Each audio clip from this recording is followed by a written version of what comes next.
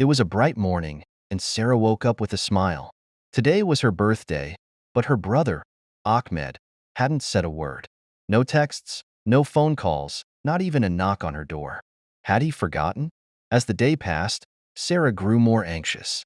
She kept checking her phone, waiting for some sign that Ahmed would remember. But nothing came.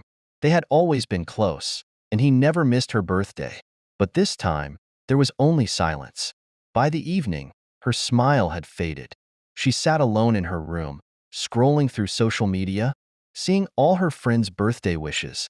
But the one that mattered most was missing. How could he forget?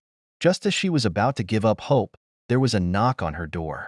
She opened it slowly, and there stood Ahmed with a sheepish smile and nothing in his hands.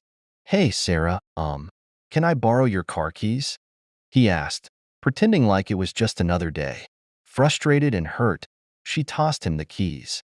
"Sure, take them," she replied coldly. He left, and Sarah was left thinking that maybe her brother didn't care as much as she thought. An hour later, there was another knock at the door. This time, she opened it to find her car parked outside, covered in balloons and birthday banners. Ahmed stood there, holding a cake with candles, grinning like a little kid. "Surprise!" he shouted.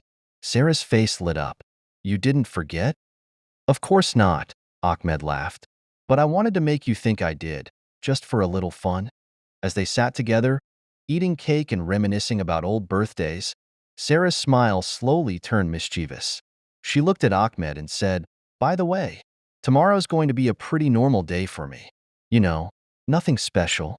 Ahmed blinked, confused. "What do you mean?" She gave him a wink. "You'll see." The next day came, and it was Ahmed's birthday. He waited for Sarah to wish him, but just like the day before, she said nothing. No gifts, no celebration. As the day passed, Ahmed grew impatient, wondering if Sarah had completely forgotten. By evening, when he was about to confront her, Sarah burst into his room, throwing confetti in the air. Double surprise.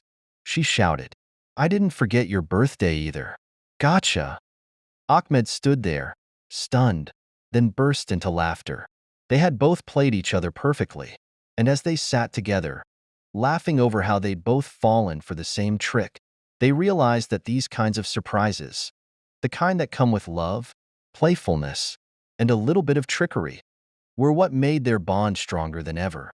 They may forget dates, but they would never forget the joy they brought to each other's lives. And that's a wrap on today's story. If it brought a smile to your face or made you think, hit that like button. It lets us know you're enjoying the ride.